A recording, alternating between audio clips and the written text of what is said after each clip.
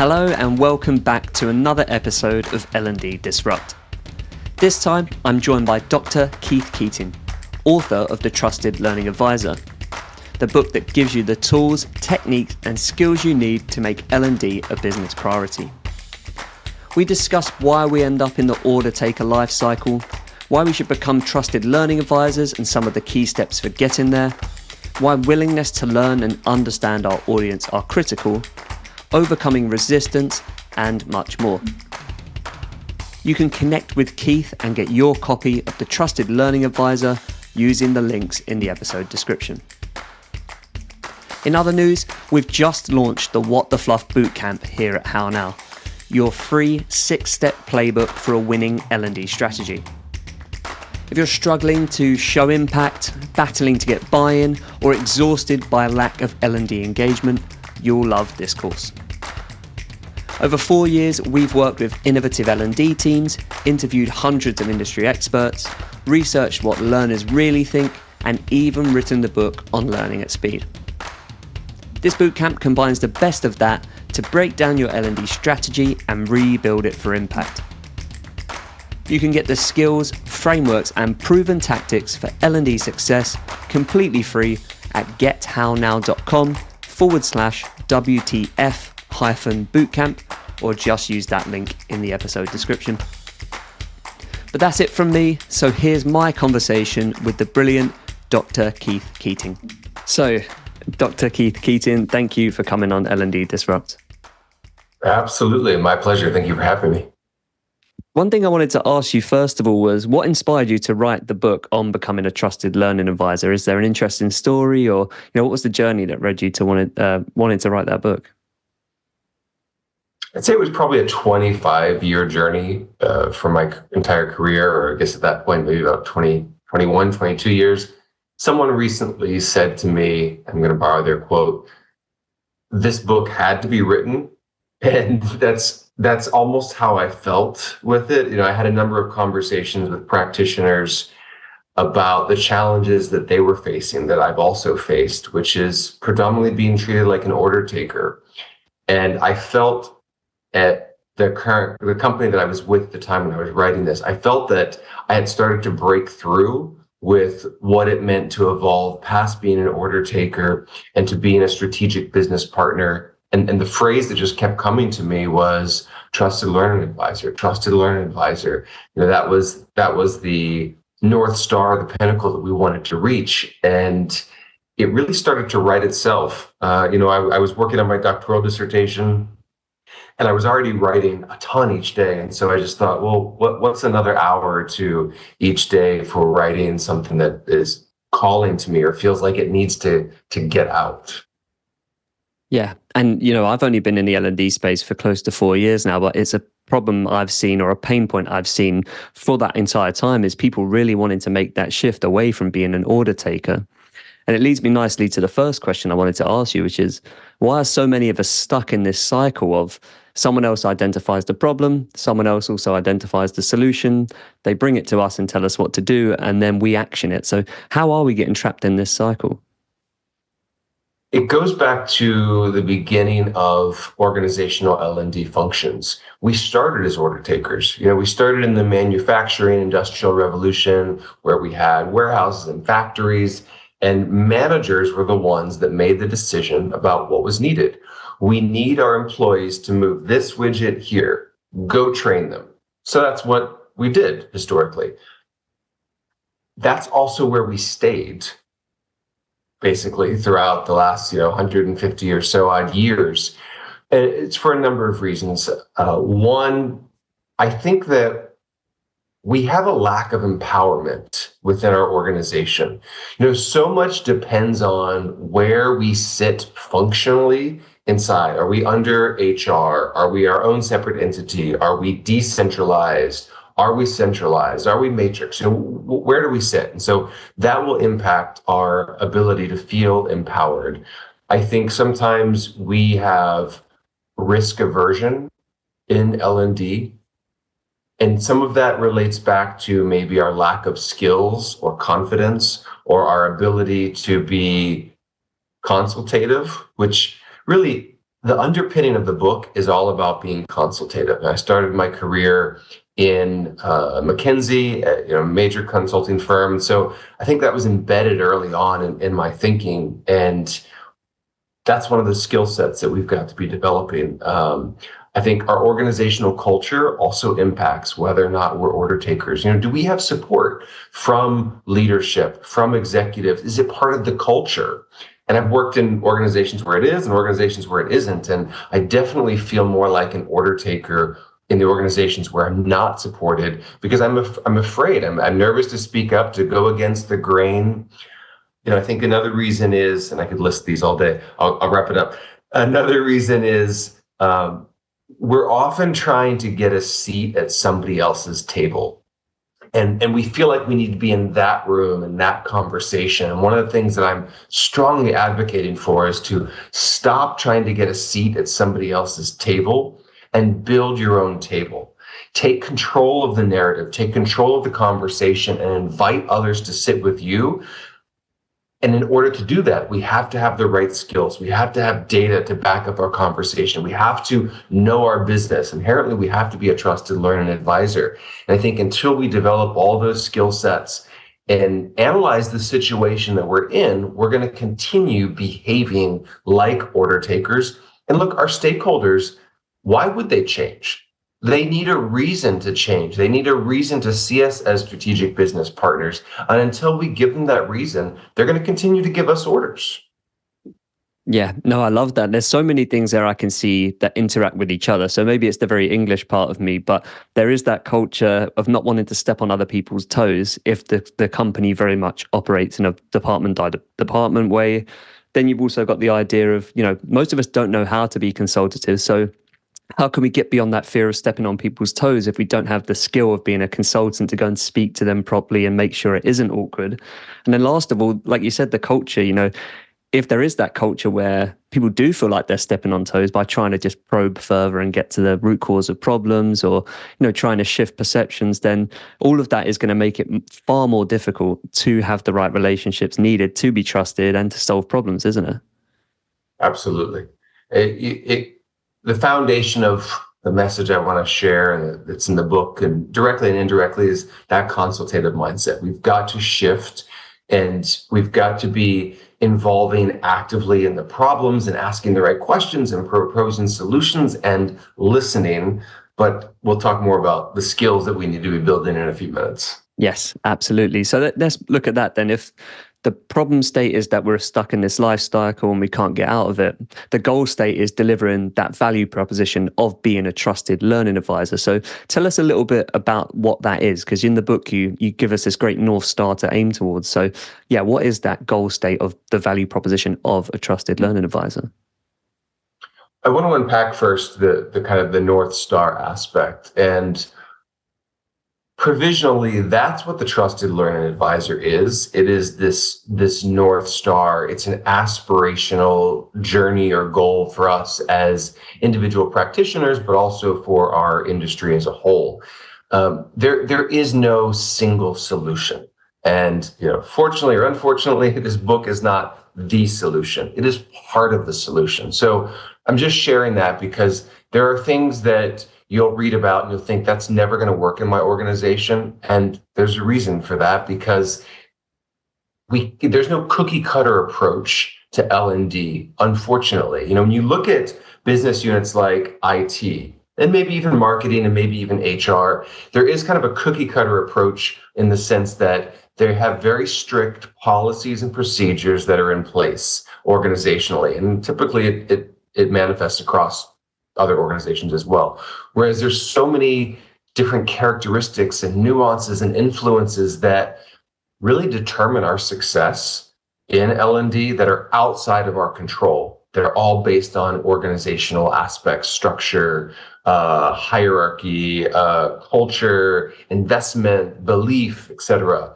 So the book in general is that North Star journey. I think to answer your question specifically, what are we aiming for as becoming trusted learning advisors? There's two different answers I'm going to give you.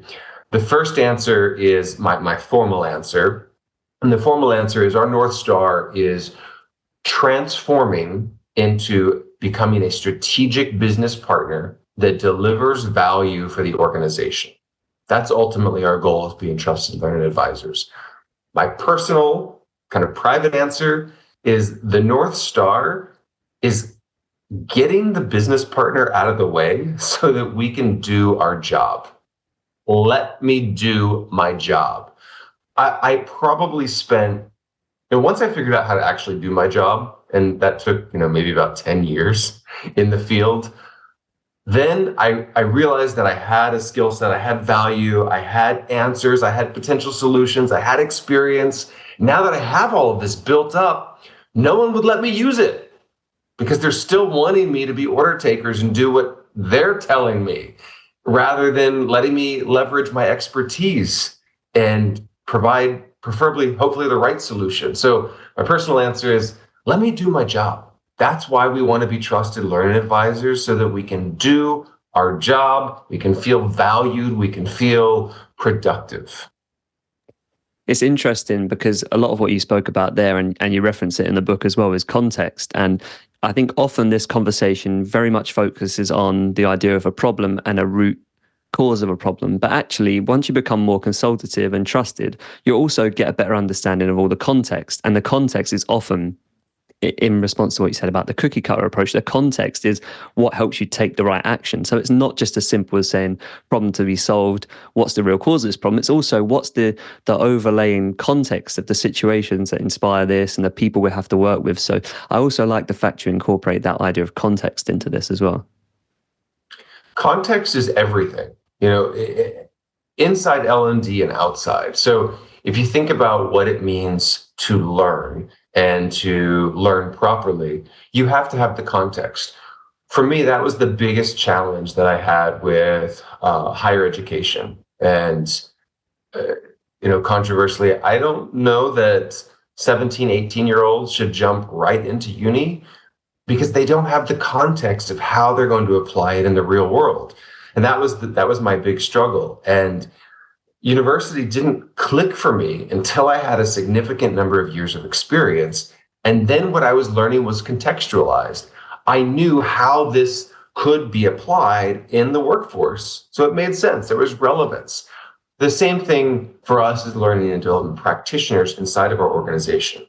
We have to look at the organization as a whole. We have to look at our business partners and the challenges that they're facing and understand their context. One of the most important things that I can share with listeners or viewers or readers, what worked there will not necessarily work here. And that's all about context.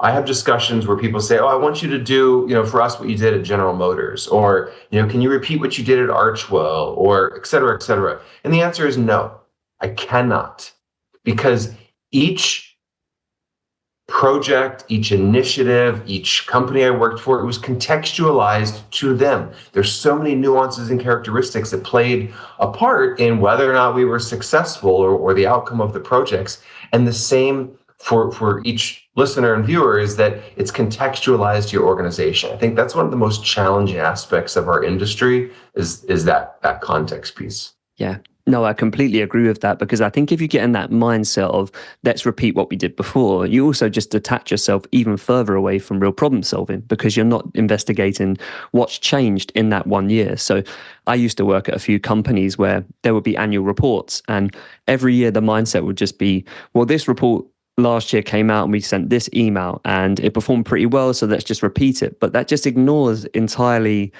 the nuances, what the report might have changed or the key findings of the report might have changed. And therefore, actually, we need a different format to communicate those to people. And, our email list might have grown. It ignores so much context when you just say, we did this before, let's roll it out again. And that's actually the enemy of good problem solving in my mind, because I'm not sitting down and diagnosing the real need that has to be solved or delivered in the process. Yeah. And one of the things I would share is, some people might be thinking, well, if it's that complicated, what do I do? How do I approach this? I think of what we do as learning development practitioners, as trusted learning advisors. Our job is to have the biggest toolkit possible. and to understand every tool that's in that toolkit. So, all learning technologies, you should understand the difference between Docebo and Success Factors and, I don't know, Learn-A-Pon, or yeah, Learn-A-Pon. You should know the difference between Degreed, Edcast, Percipio. You should know all the vendors that are out there. You should have an understanding of everything in that toolkit. It's like when you're building a house, you need, I don't know, tons and tons of tools. You don't just have a hammer and then go around and try and figure out where all the nails are to try and build the house with the hammer. So it can feel a little bit overwhelming, like, gosh, each time I do this, I have to start over. Do I have that experience? Do I have the relevance? The answer is yes, you do if you're building up that toolkit, because then when you're in that situation, your job then is to, okay, let me look at my toolkit. Let me find the right tool to solve this contextualized problem, rather than trying to grab the tool and figure out which problem you're going to solve with that tool. It's first understanding the problem, then it's looking into your toolkit to figure out what the right solution might be.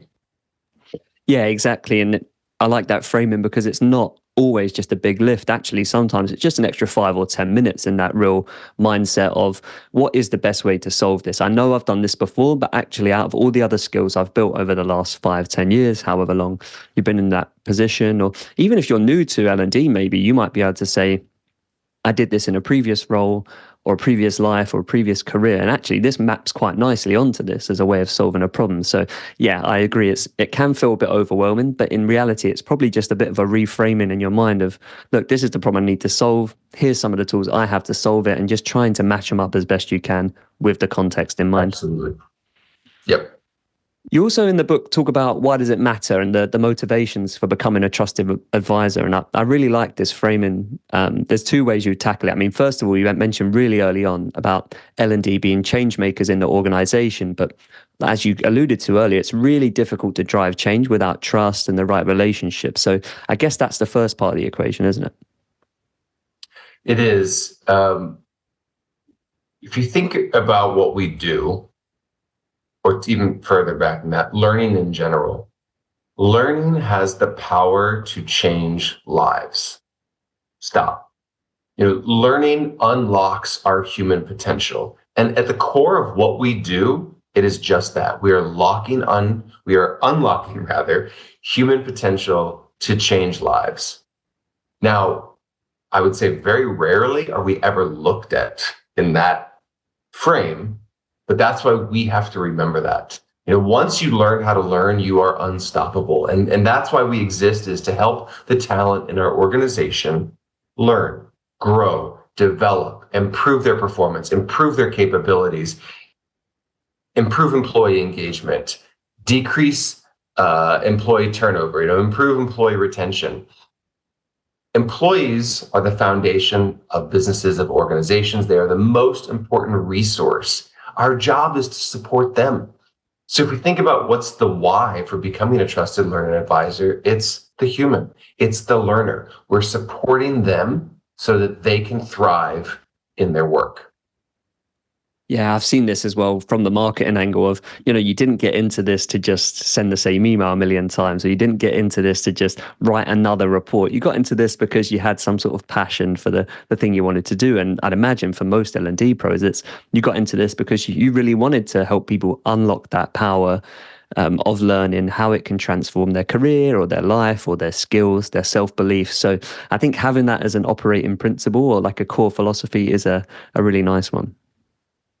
I would say, small caveat, I don't know that I've met anybody in the L&D industry that purposefully joined. Maybe more so now there are people transitioning into the industry, but as a career-long veteran of the industry, I joined by accident. The long story short, because I had valid car insurance and because I had no criminal record, I was able to get a job as a trainer, 100 years ago. That passion, that awareness, that recognition of the power of what we can do and why we exist didn't come until much later. So just a small caveat for our listeners who are thinking, well, I didn't actually plan to do this, and maybe I don't have that passion yet. That's okay. Listen very clearly. Learning has the power to change lives. It unlocks our human potential, and that's why we exist as an industry. If you need a North Star to hold on to when you're feeling overwhelmed, when you're feeling burnt out, that's what you need to hold on to. Because I would say the second part to your question, kind of the why of being trusted learning advisors, I talk about 3 points in the book. One, our self-preservation. Look, there's a real risk to our industry right now, in many industries, but if you look at AI is the perfect order taker. In 30 seconds, I can literally create a learning and development program on sales or on whatever. I can then export it into Gamma, and it creates PowerPoint slides, and then Cynthia, and it creates video AI trainers. So AI is the perfect order taker. Yeah. Our job is not to be the order taker. Our job is to be the trusted learning advisor. So our self-preservation is one. We've got this skill gap, this really relevant skill gap that continues to grow and divide in organizations. Our talent needs us to help them close that skill gap. That's the second reason. The third is we do have a talent engagement and retention crisis. And that is, we've got employees who are resigning because they're not engaged. They don't feel hopeful in terms of their career development. And we've got a retention issue as well. This is a $1 trillion issue across the globe. And one other piece, when I say our self-preservation, it's also about our burnout. It can be extremely exhausting and tiring, and you can feel burnt out when you have all this energy, when you have this passion, when you have this experience, and you're wanting to just do your job, but your stakeholders want to keep you in the box, and they want you to be order takers. So we can burn out very easily with that. So all of those reasons are the why behind the value associated with being trusted learning advisors. I really hadn't thought about that AI point until you just made it, but this idea that if we allow ourselves to continue to be an order taker and don't maybe reshape our role into that trusted advisor, we can make ourselves expendable or replaceable in some ways. Because, if we're just doing, in the eyes of our organization, if we're doing a fairly simple job, then they will look for maybe the quickest way to replicate that if they just see it as a simple thing. So that is a real challenge and an eye-opening one, I think. Yeah, every leader in every organization right now is asking themselves, how can I increase my revenue, decrease my costs? What they mean by costs is sometimes resources. And how can I leverage AI to do that? And so it is a real, concern is not the right word, but we need to do our job, and our job is not to just be order takers. Our job is to be strategic business partners embedded in the business who understand the business, speak their language, and drive value for the organization. Order taking doesn't do that. 100%. And I think moving away from that first point, self-preservation, becoming more of a trusted advisor will help you more effectively work on issues like the skills gap and talent and engagement crisis in your organization. And I know a lot of this will be resonating with people, and they'll be thinking, I really do want to make that shift. So I'd love to spend the rest of the conversation tackling some of that practical advice you give people in the book. And I think starting with what does make a good trusted advisor, because you provide a list in the book, but I wanted to focus on some of them. But for you, what does it mean to be a trusted advisor, and what does a good trusted advisor look like? So I'm just going to repeat a little bit of what I said. Trusted advisor is a strategic business partner embedded in the business who understands the business and is driving value for the organization. So what does that mean? I think the most important skill set that we need to pick up is willingness. Willingness to learn. So we are learn-it-alls. We're not know-it-alls. I don't know much, but I'm willing to learn anything that I need to be able to be successful in my role, to be able to be that strategic business partner. If I don't know it, I'm not afraid to say, hey, I don't know, let me figure it out. I'm not afraid to tap into my network and figure out, hey, what are other people doing? How can we learn collectively through this? Because we're not in this alone. So willingness to learn, willingness to push back when necessary or appropriate, willingness to have that consultative discussion with my stakeholder, because sometimes it's easier not to. It is easier to be an order taker, at least temporarily, because you're not having to go against the grain. You're not having to have these difficult conversations that require a lot of cognitive load, that require practice and role play. Role play these conversations with your team. That is one of the best ways to get comfortable with the vocabulary, to get comfortable with that situational awareness that you might be in. So willingness to push back, willingness to negotiate, willingness to acquiesce. And that is a real part of being a trusted learning advisor, is figuring out when do you need to back down. We can't always come at our stakeholders aggressively in terms of, no, this is the right way to learn and this is the right tool to use. And we know that's our area of expertise. We know all the right ways. We know 8 hours a day in the classroom is not the right way to learn because you're not going to retain all of it. We know hours on a Zoom session with no engagement is not the right way to learn. We know. Our stakeholders are trying to run a business. We've got to keep that in mind. So we have to balance the needs of the business with the needs of proper learning, the proper science of learning, which you need to understand the science of learning. If you haven't read Make It Stick, The Science of Successful Learning, you must read that as a requirement for every L&D practitioner. I have no association with the book. I get no kickback, but it is the most important book, or the second most important book that you'll read, Make It Stick, Science of Successful Learning. So we have all this information, but at the end of the day, our stakeholders have a business to run and they need us to help solve a problem for them. So we've got to balance that. So the willingness to acquiesce. So willingness is, the number one skill set, if you will. Again, willingness to learn, willingness to push back, to negotiate, to acquiesce when needed. The second skill set is the ability to listen.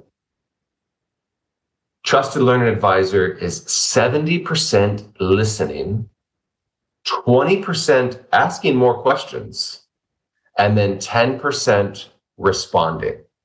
But when I'm having those consultative discussions with my stakeholders, especially the initial ones, I just want to capture as much data. I just want to help unpack. I want to ask as many open-ended questions to try and figure out what's the situation, what's the context from their perspective, so that then I can sort of start to narrow down what's the real challenge at hand, what's that root cause, which may have nothing to do with learning and development, often the case.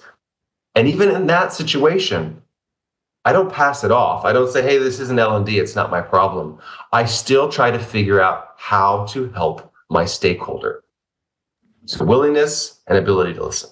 Yeah, I love that willingness one as well, because in the book you mentioned willingness to take ownership of a problem as well, which is sometimes the next step that falls apart as well, because we might really get to the bottom of a problem that needs to be solved, but there's no clarity on ownership. I've certainly seen this myself, where we know the problem we need to solve, but no one really takes the reins in terms of driving us on towards the solution. So I really like that framing there that you mentioned as well, of like, even if learning isn't the solution and I can't prescribe the solution, I can still try and help my stakeholder as best I can. So I really like that idea as well, that the ownership of the problem is part of the willingness. The three most dangerous words in any organization: not my job. Not my job. When you think that, you're going to display it in your behaviors consciously or subconsciously or unconsciously. So for me, if my stakeholder has a problem, I'm going to help them solve it. Even if I'm just the connector, because that's really, to me, what L&D is. We're a connector across the organization. If you're not familiar with systems thinking, do a little research, understand the concept of systems thinking, because that's really, that's what an organization is. It's this holistic system. We're one of the few functions that look holistically across the organization. And we can realize, this business unit, they've got this other problem. That business unit seems to have that problem too. Let me connect them. They don't have anything to do with L&D, but I can still connect them. When we do qualitative research or empathy research, and if you're not familiar with that, you should be understanding design thinking. It's probably the most important methodology that you could learn as a learning development practitioner, because it's all about solving problems for humans. The first phase of design thinking is empathy, also known as qualitative research. When you're conducting that qualitative research and you're gathering all this rich data, maybe 20% of it has to do with L&D. But this other 80%, that is gold, because you're identifying other problems that exist in the organization. You distill that down, you identify a few of those problem statements, you take those problem statements back to your business partner, your stakeholder, and you say, hey, I've done some research, found some learning and development problems, but also uncovered a couple of other problems. They start to see you as understanding their business. Because I don't know about you, but I've heard this phrase so many times, you don't know my business. And that's one of the reasons why they think of us as order takers, because they feel like we don't know their business. And a lot of times we don't know their business. It's your job to understand their business, to use their language, to embed yourself, to get all this qualitative data so you can have meaningful conversations about their business. Even if it has nothing to do with L&D, they start to see you a little bit differently. Yeah.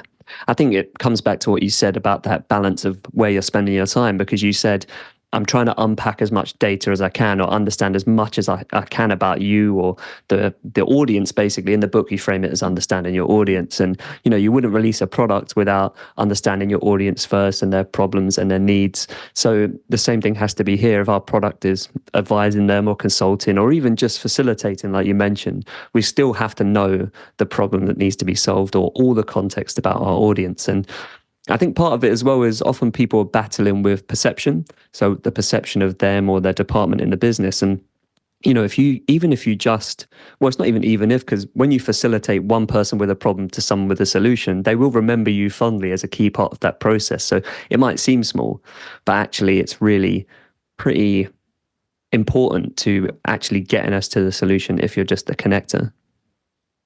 And that's how you change perceptions. That's how you build relationship, is one step at a time. It is a slow process. It does not happen overnight. It's not going to be that first time you do something for them, all of a sudden things are going to change. It's those little conversations that you're having. It's those little steps that you take to try and solve their problems inside or outside of learning, or help make the connection for them, that they start to see, you have my best interest at heart. You have my best interest at heart, and now I'm starting to trust you. I see you as a valuable member of my team. No, I totally agree. And actually, I wanted to pick back up on role play. You mentioned this earlier. I know it seems simple to people, but actually, I think what happens across many industries or different roles is people want to shift their perception on how they operate, but then they don't bake in those role play scenarios. And what happens is they go into a conversation without being practiced. The conversation, for example, on problem discovery doesn't go well. And then our own motivation to change can be diminished because we say, we tried to go in to be a problem solver and move away from being an order taker, but actually I didn't have the skill set, so it didn't go great. And now I've got this negative feedback loop. But I think baking in those practice scenarios of, I'm going to treat you, you're in my team as an L&D, a fellow L&D pro. I'm going to treat you as a potential customer, and let's sit down and try and unpack that problem and then try and get all the context we can, and to practice it a few times before you steam into going from 0 to 100. I really think that's such a practical and easy to overlook thing, but would be a massive benefit. So I would recommend practicing before, but then also replaying the event afterwards. What could you have done differently if you didn't get the outcome that you had hoped for? But the practice, the role play piece is such a critical component. And, it's not revolutionary. I didn't invent this. For me, though, it is the most important way that I can get comfortable with that situation and that vocabulary. And again, I've been in this field for a really long time. I still role play. I still practice, because I want to make sure that I'm comfortable with the situation especially if I think that it's going to be a potential contentious one. Maybe it's about money. I'm always uncomfortable when I talk about budgets or needing additional resources. It takes me back to feeling like I'm, I don't know, 7 years old and I'm wanting to go to mom and dad and ask for money or tell them that I broke something, even though it's for the better of the business. It just still evokes that in me. And so for me to feel more comfortable, I've just got to practice and role play. AI, it can role play with you.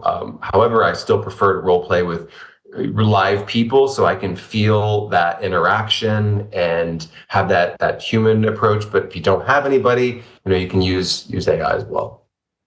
No, 100% agree. One thing I've learned over the last few years trying to do more things like this, hosting podcasts, is that confidence and competence are really inextricably linked. So in order for me to be confident going into a situation, I have to have a degree of competence. And how I build that confidence, the competence, it's often through role play. Because if I don't know how to do something, there's a very slim chance going into it without practicing I'm going to do particularly well. But if I can do 5 practice scenarios for a conversation I'm going to have, I know that my competence is going to be higher, and therefore the confidence that I have going into that is just going to come through on a much higher level. So I think that's a great lesson for people to apply.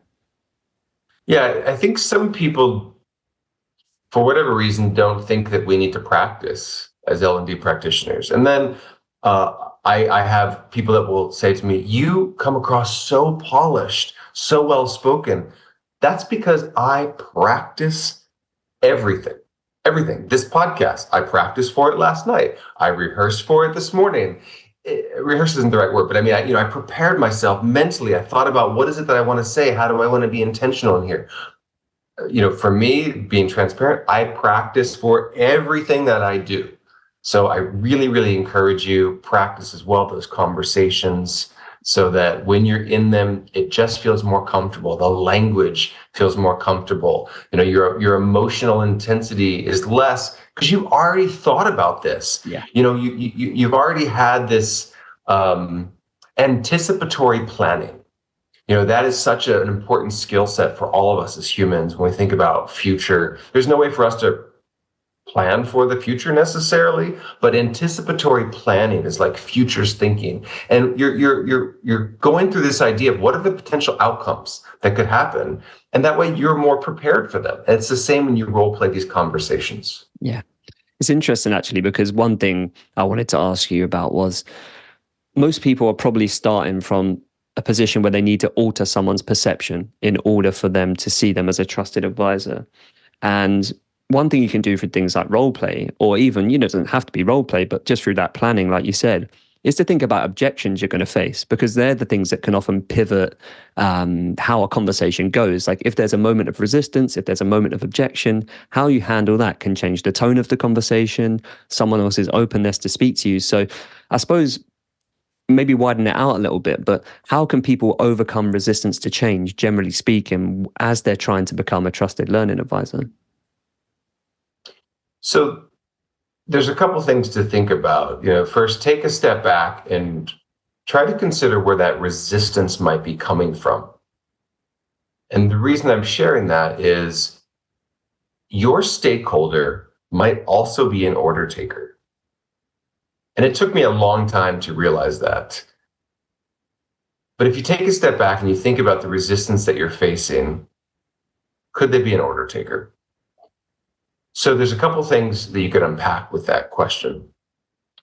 One, how long have you had a relationship with this individual? If it is a new relationship, they're probably still just building trust with you, and it's not the right place for you to push back. I just started a new job about, a month or so ago. For right now, I'm saying yes to most anything because I need to build up that credibility. I need to get some wins. Now, do I think I should be doing everything I'm saying yes to? Not really.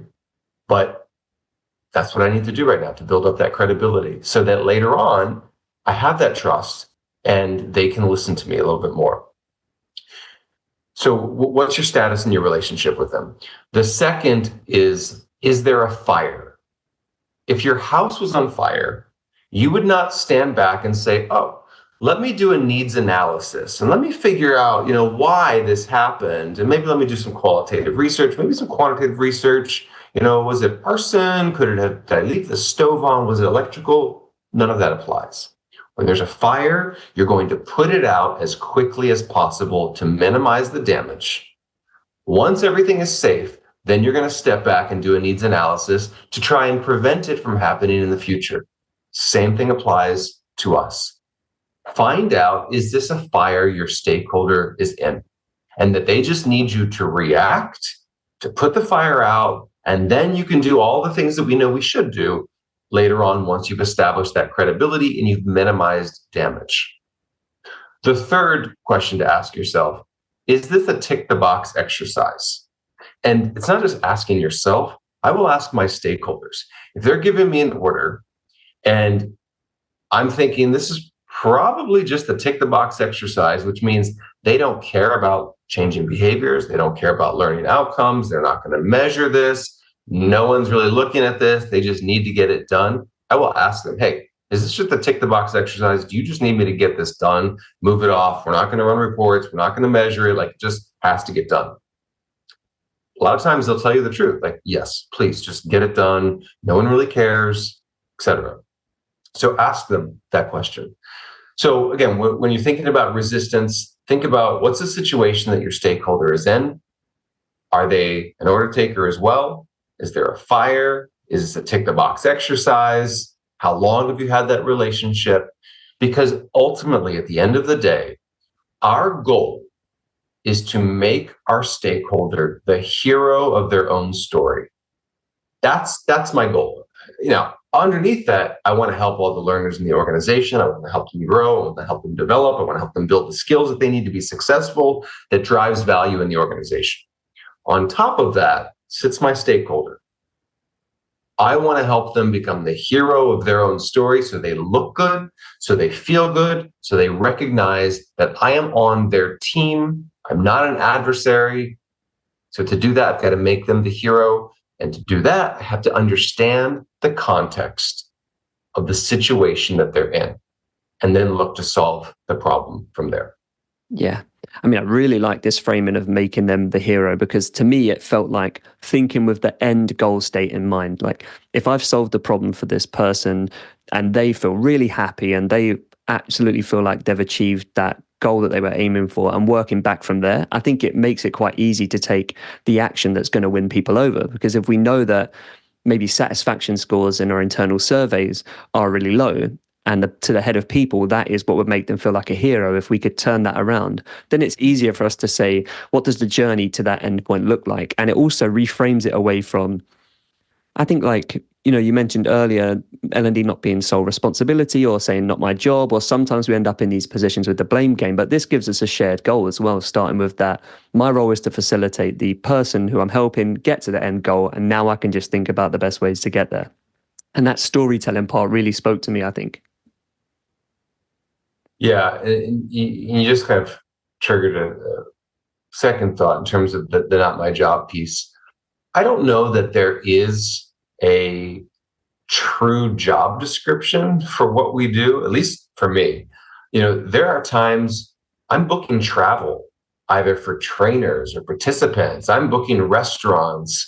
I'm taking care of, other meeting spaces. I'm finding speakers. I'm just so many different things that we do to make sure that our team is successful and our stakeholders successful. So I really want to reemphasize please do not focus on that phrase, not my job. And it's not just for us, any employee. That's really the worst three words that you can think of, because it's dangerous. It's dangerous for your mindset. It's dangerous for the organization.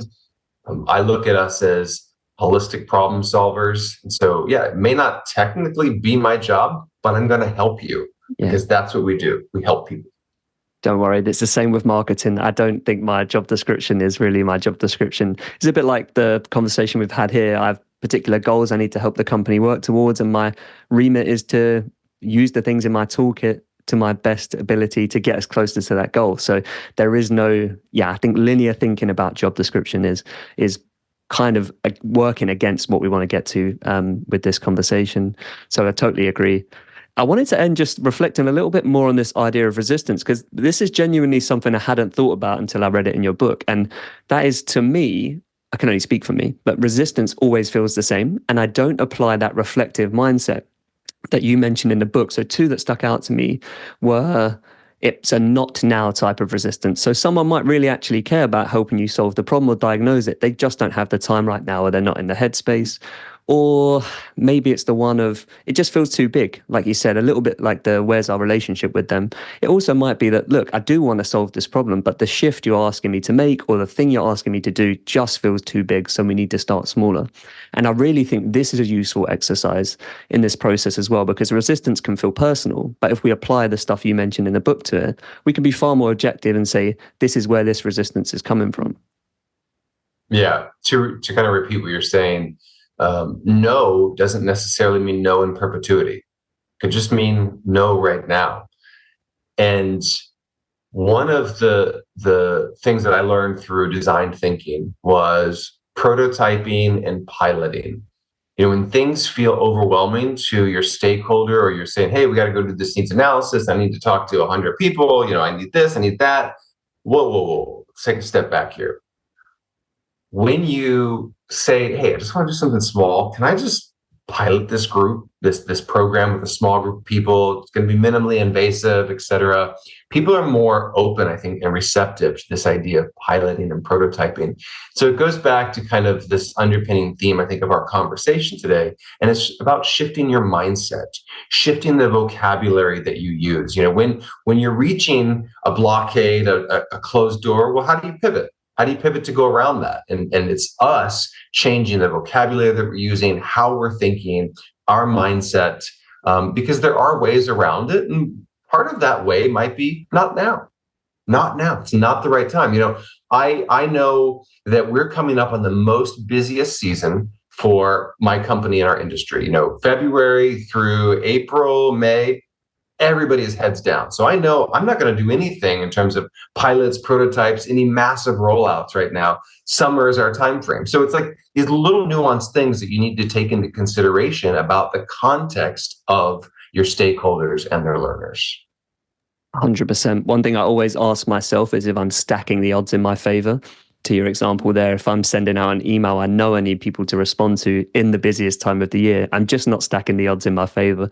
So, or if I'm sending out a survey at the time 10 other surveys are going out, or publishing a report when 10 other companies are publishing their reports, all the effort I'm putting in is going to be diluted because I just haven't used that mindset of what's the best thing in this moment to give me the best chance of winning. So I think that's a really, really nice note to end on, because I just noticed we are really close to time. So Keith, I will link the book and also your LinkedIn profile in the episode description so people can connect with you. And I would highly recommend people read the book. Like I said, genuinely hadn't thought about some of these issues this way until I saw them framed the way you have. So I just want to say a massive thank you, and recommend people check out the book.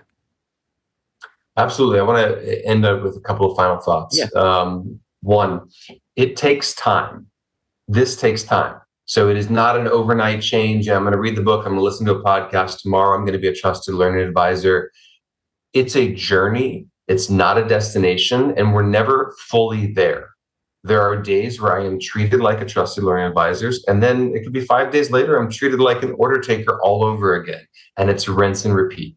That's just our industry, unfortunately. And I just want to be very transparent. There is no magic elixir that's going to solve this. You know, the book isn't going to solve this, but it is going to be a tool that you can use on your journey. So, you know, the Trusted Learning Advisor, quick plug, it's North Star, it's a continuum, it's aspirational. You know, much of what impacts us is outside of our control. You know, so like where do we sit in the organization? Are they seen us as trusted learning advisors? Do we have support in the organization? Is there a learning culture? And a real question that you have to ask yourself, if you're feeling burnt out, if you're feeling overwhelmed, if you're like, I've been trying to change this for years and I can't, well, then you've got to reflect on, should I stay? Should I stay and continue trying to fight this fight and move this boulder up the hill? I have no support. There is no budget. You know, we're placed horribly in the organization. we cannot always fix this. And I feel like sometimes we think that there is a solution, it can be fixed, and maybe it's me, maybe I'm just not doing a good enough job. But there are things outside of our control that absolutely influence and limit the amount of control we can have and change in our organizations. And so that's something you truly have to step back and think on in terms of how long do I want to keep doing this before my mental health is impacted, before I'm completely burnt out and kind of give up and just become that permanent order taker, because none of us want to do that or to be that. You have so much more that you can give, particularly as trusted learning advisors. So continue striving to be that. Just remember that it is a continuum, it's a pendulum, it's aspirational, it's a journey. That is a great note to end on, because the book is full of realistic, practical advice. And like you say, it's a journey. We might feel like it some days, and other days we might feel further down the scale. So I really appreciate this conversation, Keith. Absolutely. Me too. Thank you for having me again.